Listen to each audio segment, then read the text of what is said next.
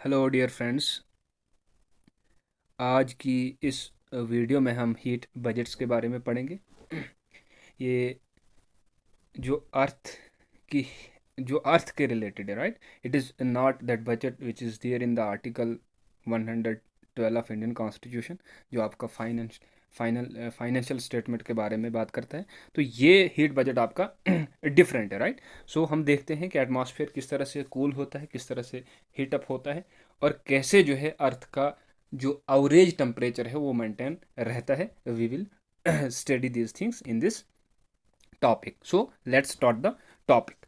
अगर हम heat budget की बात करें तो हीट बजट जो है ये कहीं ना कहीं balance, it bring balance between the incoming solar radiation और जो आपकी आउटगोइंग टेरेस्ट्रियल रेडिएशन है होती हैं, उनके बीच जो है ये बैलेंस बनाने का काम करता है। That is heat budget.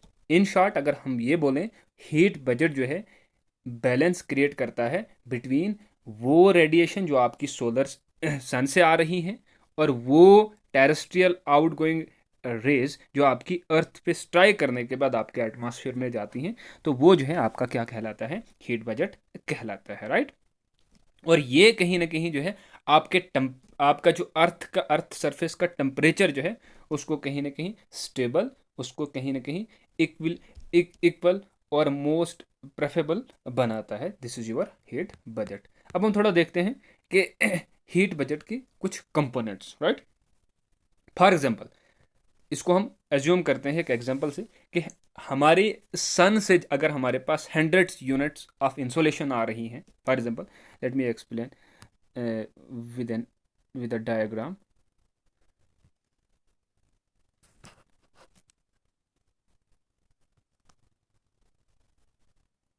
For example, this is your earth surface, ये आपका अर्थ सरफेस है, और ऊपर से जो है आपकी रेडिएशन आ रही है। फॉर एग्जाम्पल, और these radiation are equal to 100 units. किसके बराबर? 100 यूनिट्स के बराबर। अब इसमें क्या है, अब 100 यूनिट जब ऊपर से आ रहा है मीन्स आपका 100% अवेलेबल इंसोलेशन हमें ज़मीन पे, हमें अर्थ पे आ रहा है। फर्क ऊपर से जो है सन से आ रहा है, और इट्स मीन्स कि हमारा जो है ये 100% इंसोलेशन हमारे पास अवेलेबल है। जब यूं ही जो है ये एटमॉस्फेयर से गुजर के ज़मीन की तरह आता है तो सम ऑफ देम कि कुछ यूनिट जो है इसमें 100 में से आपके 27 जो आपके यूनिट हैं, these units are reflected back into the space due to the presence of clouds. ये क्लाउड्स की वजह से यहाँ पे जो है रिफ्लेक्शन होती है, मतलब क्लाउड्स में भी अल्बिडो होता है, रिफ्लेक्टिंग पावर होती है एटमॉस्फेयर में, जिसकी वजह से आपका 27 यूनिट जो है आपका रिफ्लेक्टेड होता है बैक, राइट। उसके बाद अर्थ का जो सरफेस है वो भी इसमें कुछ ना कुछ रिफ्लेक्शन करता है, और मोर और लेस आपका 60 यूनिट जो है मोर और लेस अर्थ के दोबारा रिफ्लेक्ट किया जाता है स्पेस के अंदर due to the earth surface albedo, right. उसके बाद हम टोटल रिफ्लेक्टेड एल्बिडो की बात करें तो ये हमारे पास जो है 27 + 6 जो है हमारे पास कहीं ना कहीं 33% जो है रिफ्लेक्टेड होता है back into the space due to the albedo of clouds and the earth surface. ये रिफ्लेक्ट होता है बैक अप स्पेस के अंदर। अब इसके बाद जो ऑब्जर्व होता है एटमॉस्फेयर और क्लाउड्स जो ऑब्जर्व करते हैं आपके यूनिट, वो मोर और लेस आपके 14 यूनिट्स के बराबर आता है। ये due to mainly due to the presence of ozone layer in the stratosphere और water vapours which are there in the atmosphere in the form of in the suspended form, right? CO2, these are the some gases which are also available in the atmosphere. इनकी वजह से जो है आपका 14 unit जो है आपका observe होता है। उसके बाद अर्थ भी जो है इसमें कुछ ना कुछ ऑब्जर्व करती है, तो वो कितना यूनिट करती है? 53 यूनिट जो है क्या करती है? ऑब्जर्व करती है। और अगर हम इसको देखें तो ये जो है, अगर हम टोटल ऑब्जर्वेशन की बात करें तो वो हमारे पास 67 यूनिट कहीं ना कहीं ऑब्जर्व होता है, हीट को जो है अर्थ सिस्टम ऑब्जर्व करता है। तो आपका 33 और 63 आपका जो है कहीं ना कहीं इसके बराबर बनाता है, 100 के बराबर आता है। तो ये एक प्रोसेस है which is there in the atmosphere, right. Natural process है, राइट। अब हम देखते हैं कि हीट जो है किस तरह से ट्रांसफर होती है और form of transformation of heat किस तरह से होती है। तो सबसे पहले हमारे पास प्रोसेस आता है दैट इज कंडक्शंस। अब कंडक्शन क्या होता है कि जहां पे आपकी हीट जो है ट्रांसफर होती है, but via with the help of molecule. अगर एक मॉलिक्यूल गर्म होता है और वो जो है दूसरा मॉलिक्यूल के साथ कंपैक्टेड है इसी तरह से, तो इसी तरह से जो है ये पूरा सिस्टम जो है, पूरा चेन जो है क्या होता है, गर्म होता है। तो एग्जाम्पल के तौर पे हम देखें कि जो ही आपकी हीट मूव जब फ्रॉम लैंड टू सरफेस जाती है, तो आपका लैंड से सरफेस, मतलब सरफेस से लेके जो है लैंड से लेके आपका सरफेस टू एयर, एयर में जब चली जाती है वो हीट जो आपकी गर्म है, तो वो जो है कहीं ना कहीं उस एरिया को क्या करती है, गर्म करती है, राइट। उसके बाद कन्वेक्शन की हम बात करें तो ये ज़्यादातर एयर और वाटर में होता है, राइट। यहाँ पे हीट ट्रांसफर होती है लेकिन मूवमेंट ऑफ गैसेस और लिक्विड इसमें कंटिन्यू रहता है। जैसे वार्म एयर राइज करती है, कोल्ड एयर सिंक करती है, और वो अपने साथ जो है टेम्परेचर, भारत में वार्म ऊपर की तरह जाएगी तो टेम्परेचर ऊपर ला जाएगी, कोल्ड नीचे की तरह आएगी तो वो जो है आपके साथ कोल्डनेस लाएगी। उसके बाद रेडिएशन की बात करते हो तो यहाँ पे ट्रांसफर ऑफ एनर्जी है डायरेक्टली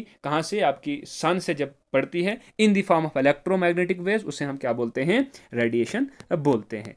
उसके बाद अगला प्रोसेस जो है एडवेक्शन से, यहाँ पे आपकी जो हीट जो है वो मूव करती है in horizontal movement of air heat. For example sea breeze है, आपकी लैंड ब्रीज है, तो these are the examples which is associated with the advection.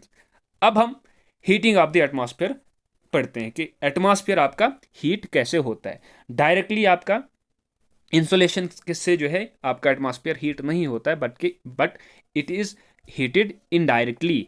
कैसे, आपका सबसे पहले जो टेरेस्ट्रियल रेडिएशन होती हैं, जो आपकी ज़मीन पे पड़ती हैं, रेडिएशन जो आपकी अर्थ के सरफेस पे पड़ती हैं, after reflecting, after going into the atmosphere, इससे जो है आपका क्या होता है, वो आपका एटमॉस्फेयर जो है वो गर्म होता है। लॉन्ग वेव जब फॉर्म शक्ल में जब ऊपर जाता है एटमॉस्फेयर में, तो आपका जो है एटमॉस्फेयर क्या रहता है, गर्म रहता है। कंडक्शन की बात करें तो यहाँ पे भी कंटेक्ट होता है विद वार्म सरफेस के साथ, वो हीट हो जाता है, तो उससे भी जो आपका एटमॉस्फेयर गर्म हो जाता है। कन्वेक्शन एंड एडवेक्शन की बात करें, जहाँ पे वर्टिकल और हॉरिजॉन्टल मूवमेंट होती है हीट की, तो उससे भी जो आपका एटमॉस्फेयर क्या होता है, गर्म होता है। उसके बाद लेटेंट हीट ट्रांसफर। अब यहाँ पे क्या है कि it is an important topic I can say. यहाँ पे क्या होता है कि लेटेंट हीट ट्रांसफर का मतलब क्या होता है कि जब वाटर एवोपरेट होता है या कंडेंसेशन होता है, और उससे जब ड्यूरिंग द एवोपरेशन जो भी आपकी हीट रिलीज होती है, उसे हम क्या बोलते हैं, latent heat transfer, latent heat बोलते हैं। तो ये किस तरह से ट्रांसफर होती है, कंडेंसेशन होती है, तो वहाँ पे भी जो आपकी हीट रिलीज होकर जो है ट्रांसफर हो जाती है, और जब आपका एवोपरेशन होता है वहाँ पे भी आपकी हीट जो है ट्रांसफर हो जाती है, राइट। अब हम देखते हैं, ये तो था कि किस तरह से आपका एटमॉस्फेयर गर्म होता है। अब हम देखते हैं कि एटमॉस्फेयर गर्म के साथ साथ कूल कैसे होता है। जब आपकी जो आउट गोइंग रेडिएशन हैं, लॉन्ग वेव रेडिएशन है, अब इनको अगर कोई भी हिंड्रेंस ना क्रिएट करे एटमॉस्फेयर के अंदर, तो ये सीधे जो है स्पेस के अंदर चली जाएंगी, तो उससे आपका जो है क्या रहेगा, एटमॉस्फेयर कूल रहेगा। For example this is surface, तो जब यहाँ पे पड़ने के बाद जब जो है रिफ्लेक्ट होकर ये एटमॉस्फेयर में जाती हैं, और here are some greenhouse gases which are present here in the atmosphere, ये क्या करती हैं, इन रेडिएशन को रोकने का काम करती हैं। अगर ये रेडिएशन यहाँ पे नहीं है, अगर ये गैसेस यहाँ पे नहीं है, तो ये सीधे जो है इनके रास्ते में कोई भी रुकावट नहीं रहेगी, तो they will go into the space directly, और जिसकी वजह से हमारा एटमॉस्फेयर जो है वो कहीं ना कहीं क्या रहेगा, कूल रहेगा, राइट। उसके बाद रेडिएशनल कूलिंग की बात करें तो फॉर एग्जाम्पल ये जो है क्या है, common at night when earth surface loses heat. ये जो है अब आपका अर्थ सरफेस जो है ये ज़्यादातर हमें कब कहाँ देखने को मिलता है कि नाइट के अंदर होता है। क्यों? क्योंकि अर्थ सरफेस जो है यहाँ पे हीट को क्या करती है, लूज करती है। जब फुल रेडिएशन आपकी जो है स्पेस के अंदर चली जाती हैं विदाउट एनी हिंड्रेंस, तो उससे जो है आपका अर्थ जो है कूल रहता है। एडवेक्शन ऑफ कोल्ड एयर की बात करें, जो कोल्ड एयर जो आपकी हायर लेटीट्यूड से जो है मूव करती है toward the lower latitude. For example let me explain it.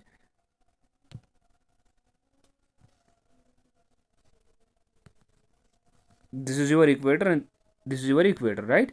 तो हमें पता है कि जब पोलार से जो है पोलार रीजन से आपकी विंड्स आती हैं, तो ये कहीं ना कहीं कोल्ड विंड्स होती हैं, राइट। ऊपर higher latitude, this is higher latitude, और ये जो है आपका लोअर लेटीट्यूड। तो जब ऊपर से नीचे की तरह आती हैं तो ये ठंडी हवाएं जो है अपने साथ कोल्डनेस लाती हैं, और जिसकी वजह से आपका ये वाला रीजन जो है क्या रहता है, कोल्ड रहता है, right right. So it was regarding this. So ये जो है लोअर लेटीट्यूड हीट ट्रांसफर होती है।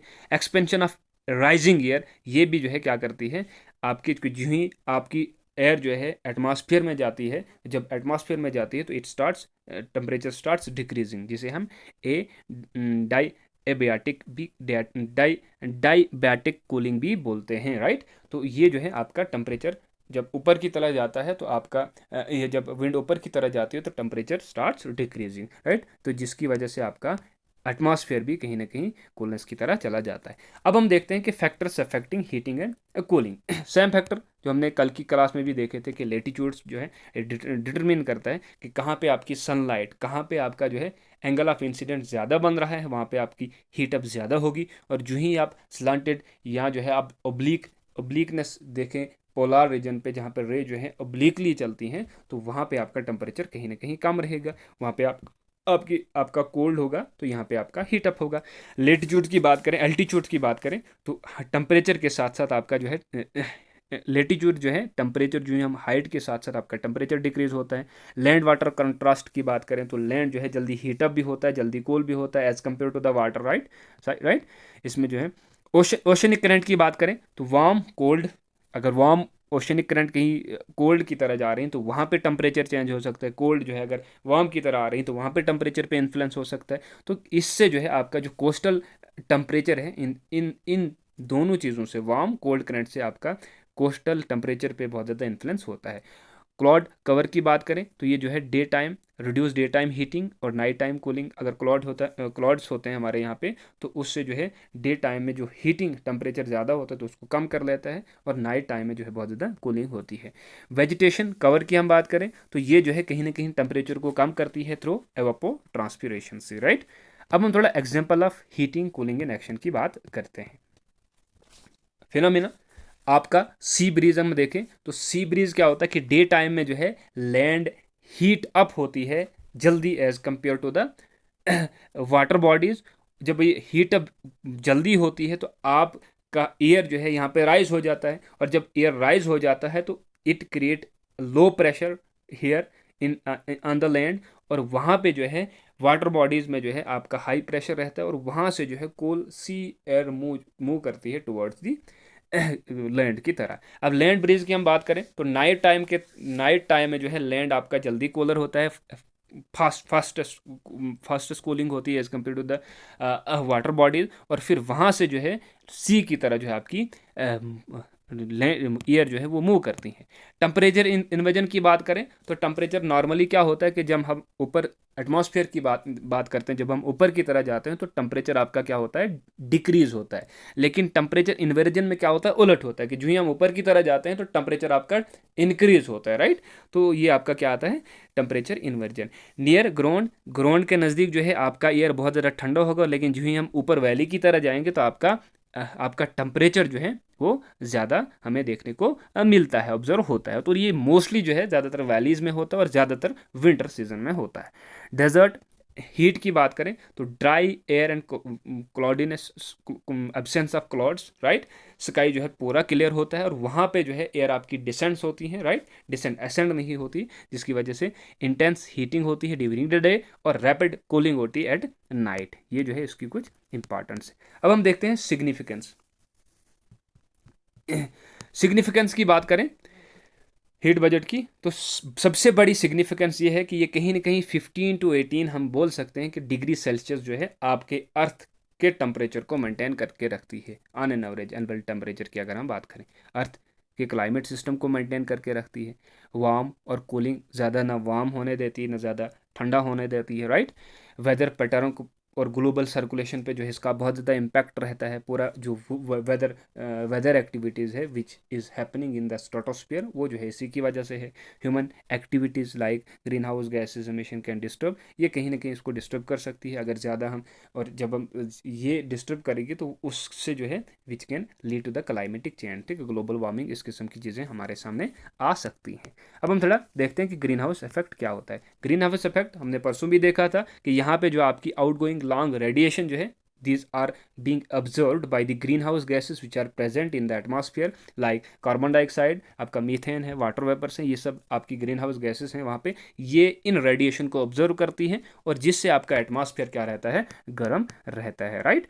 So this was regarding natural green house effect की बात करते हैं। ये जो है आपका कहीं ना कहीं 15 degree Celsius on an average temperature maintain करके रखता है। अगर हम ये एक्सेस हो जाएगा, इसमें ज़्यादा ग्रीन हाउस गैसेस हो जाएंगी तो वो जो है आपका ग्लोबल वार्मिंग भी काज कर सकता है।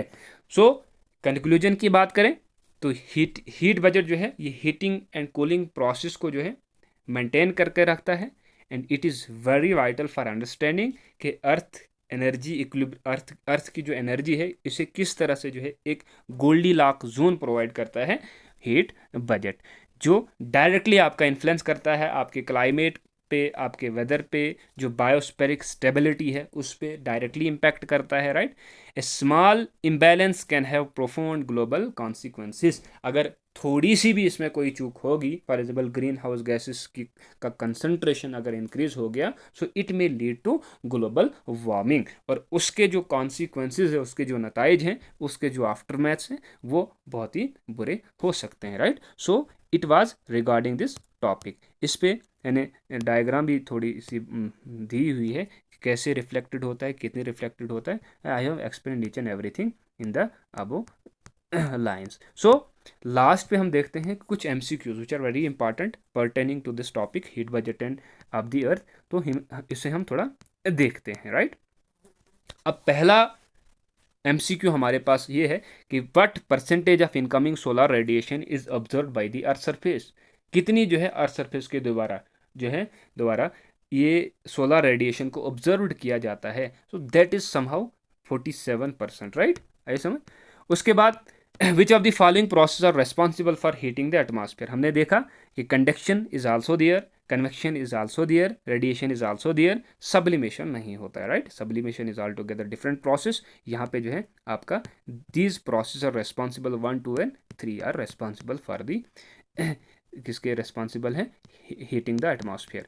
उसके बाद What is the total amount of solar radiation reflected back in the atmosphere from the Earth's surface? Total की हम बात करें that is 33 somehow, right? 27 by the clouds and 6 by the earth surface हमने ऊपर देख लिया। उसके बाद the balance between incoming and outgoing radiation is known as, ये आपका मेन टॉपिक यही है, that is heat budget. Which of the following surface has the highest albedo, highest albedo means reflecting power of an object, तो वो जो है आपका fresh snow ही आता है, इसकी जो रिफ्लेक्टिंग पावर है that is more than the other object, it is somehow 80 to 90%, right.